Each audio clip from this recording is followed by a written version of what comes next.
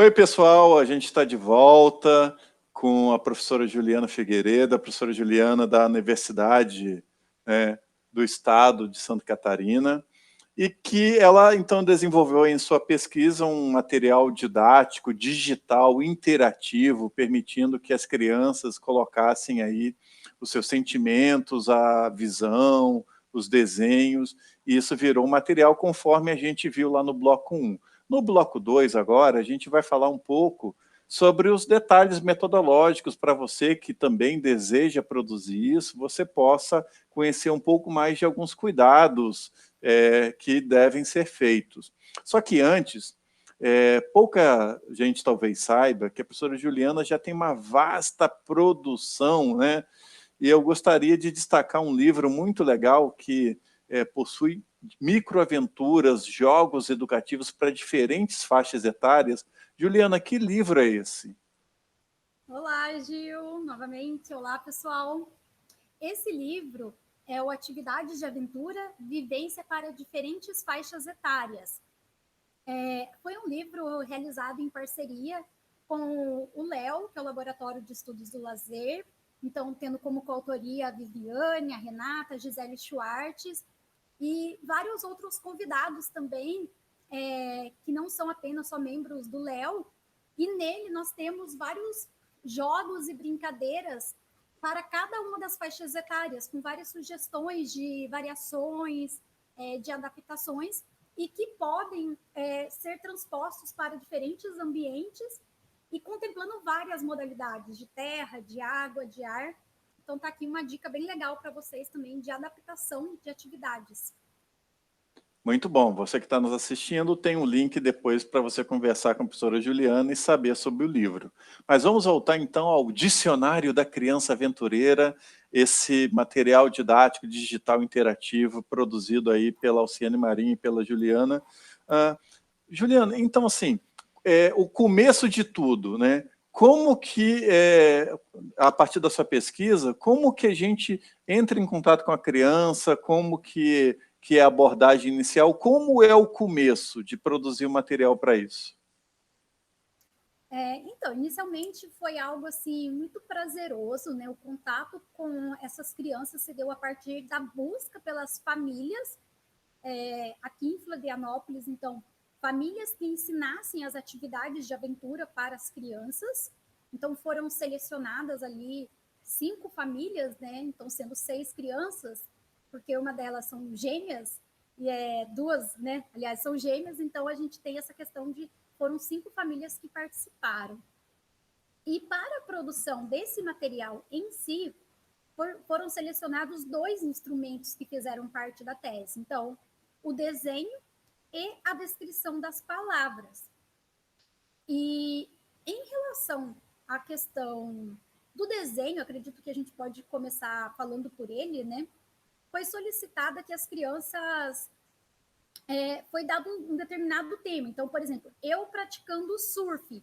E aí as crianças tinham a liberdade de desenhar como elas queriam, né? Ali aquela prática delas. E eu ia anotando as coisas que elas iam comentando durante o desenho. E ao final também eu perguntei para elas o que elas quiseram expressar nesse desenho. Então, aí está um dado bem importante para a gente, quando a gente pensa nesse aspecto metodológico. Porque nós temos que ter esse cuidado, nós não somos psicólogos para analisar, né, nesse olhar psicológico. Mas as crianças nos traduzem o que elas querem dizer. Então, é uma determinada metodologia de uma autora que chama Gobi, em que ela sugere esse tipo de análise. Legal. E, Juliana, me diga uma coisa, como que nós poderíamos adaptar, portanto, essa metodologia para o professor que está na escola, no clube, no acampamento de férias, na igreja, um recreador, que quer também, lá no final das suas atividades, produzir esse e-book? Como que ele poderia, então, produzir? Dá algumas dicas aí para a gente. Show! Então, por exemplo, ele poderia proporcionar uma vivência nas suas aulas, como vamos supor o skate. Então, ele faria ali a apresentação dos equipamentos de segurança, de quais que são os elementos que compõem um skate e assim por diante. Fazer a vivência prática com as crianças e no final da aula, esse desenho seria um compilado. Então, a criança se representaria ali realizando aquela aula de skate. E aí depois ele observaria quais elementos que estão presentes e pedindo também que a criança descreva. E aí aqui nós temos, inclusive, um exemplo. Aqui, por exemplo, essa criança, ela desenhou aqui um animalzinho. No desenho maior, depois ele pode ser melhor observado. Aqui, ó, esse animalzinho, que a princípio, se a gente olhar, a gente não consegue identificar muito bem que animalzinho que é esse. Mas, ao perguntar para ele, ele descreve que é um pinguim, que foi um determinado dia que ele surfou junto com um pinguim na onda.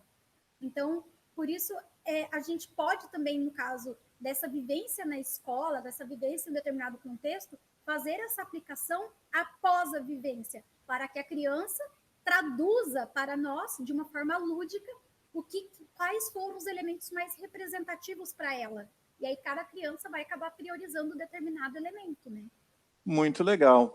Então, para continuar a gente pensar junto a metodologia, me diga, me dá algumas orientações de como que eu posso fazer a seleção das palavras, né, a partir do teu estudo.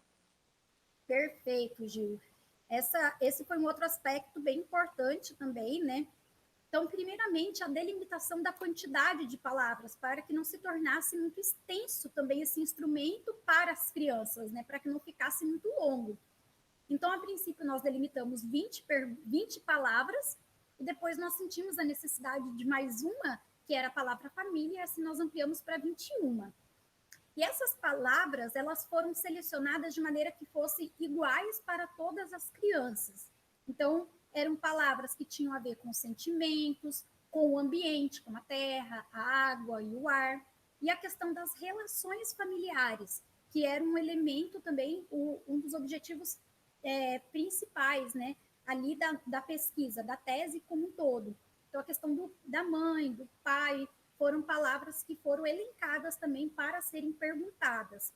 Porém, uma outra forma pode ser deixando palavras em aberto, palavras que as próprias crianças vão relatando, vão descrevendo, e assim pode ser realizada essa coletânea das palavras que vão surgindo. Mas para esse produto aqui específico, a ideia era condensar palavras que fossem iguais para todas as crianças, para que nós tivéssemos depois esse compilado, igual nós podemos visualizar ali no primeiro momento, né? As 6 crianças respondendo a mesma palavra. E me diga uma coisa, assim, bem rapidamente, né? Em termos de organização, na sua experiência do e-book, as palavras foram modificadas, recortadas, ou foi exatamente o que correspondeu ao que elas falaram? Qual é a sua experiência? O que você pode nos orientar para poder fazer o trabalho de coleta e edição do que as crianças falam? Ok. As palavras estão assim, exatamente como as crianças responderam, então não teve corte, não teve supressão das respostas. E um elemento importante também é em relação à forma também, as crianças menores, algumas vezes elas têm assim um pouco de dificuldade nas respostas, mas isso reflete também a nossa forma de perguntar. Então, nós, professores, temos muito aguçada essa sensibilidade e nós podemos utilizar disso para ir ajustando formas de facilitar para que a criança responda aquela determinada palavra. Então, por exemplo, eu estava ali com as 21 palavras e ao perguntar determinada palavra, vamos supor, adulto, a criança dizia para mim, não sei. Então, eu dava a opção para ela de ir para outra palavra e depois eu voltava para essa palavra, para que ela se sentisse um pouco mais à vontade. E sempre eu deixava claro para ela que não existia certo ou errado. Era exatamente aquilo que ela acreditava. E se mesmo assim ela respondesse para mim, por exemplo, bom, então aí eu perguntava, mas bom por quê? Por que você acha legal? Ou por que você não acha legal? Eu ia tentando arrumar formas para que ela me trouxesse, para que emergisse dela o que representava aquela palavra. Legal, né? Então, lembrando que as crianças não estavam habituadas a você, para o recreador, para o professor que já trabalha com essas crianças, vai ser muito mais fácil, né? Mas também, ao mesmo tempo, esse cuidado é bom quando não se conhece as crianças e tem que se respeitar, né? O universo da criança para a gente não ficar colocando as palavras, né, na boca dela. E aí eu já quero te perguntar assim, as crianças tiveram resistência em participar? Como que você lidou com esse impacto inicial? Não, elas não tiveram resistência. Então, primeiro, eu busquei respeitar também esse contato inicial delas, nesse momento de intimidação, e eu utilizei justamente o recurso do desenho primeiro, para que elas se sentissem mais à vontade, interagindo ali naquele momento, e depois a realização da pergunta das palavras. E para não tornar cansativo, eu dividi também em alguns momentos. Então, principalmente para as crianças menores, eu não fiz a pergunta das 21 palavras em apenas um dia. Eu dividi para que não tornasse cansativo para elas. Legal, né? E quem, por exemplo, está lá numa escolinha de iniciação científica, iniciação ao surf, por exemplo, cada aula de surf provavelmente, hoje nós vamos enfatizar a remada no surf, aí isso já pode virar o tema daquela aula. Aí na próxima aula ele já pode falar da natureza, né, na praia. Então, é legal porque quem está vivendo o dia a dia não precisa querer afobar e fazer com que as crianças escrevam tudo de uma vez. É isso, Juliana? Isso, exatamente. E um outro detalhe também era que eu que anotava. Então eu perguntava para elas e ia anotando as palavras, as respostas delas.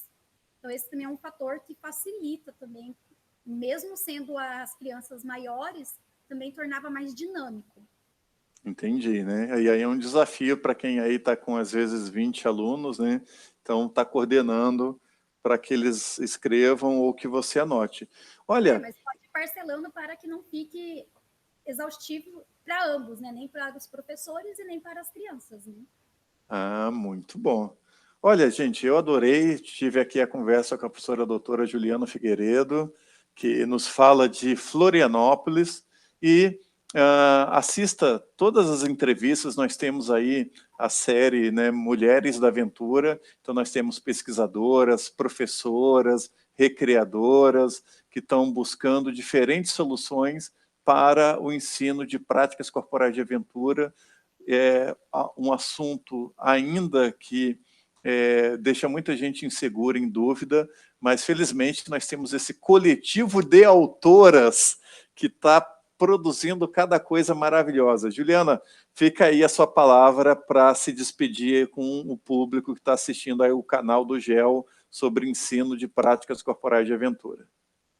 Bom, agradeço muito essa oportunidade, Gil, e o meu desejo é que vocês se inspirem e reproduzam esse material. Então, a ideia de tornar ele gratuito é justamente isso, para que vocês também tenham contato e usem ele nas aulas de vocês e reproduzam também. E compartilhem conosco, se inspirem. É um material muito legal e que tanto para as crianças é muito prazeroso, quanto para as famílias também. Com certeza vai ser muito agradável para vocês a construção desse material.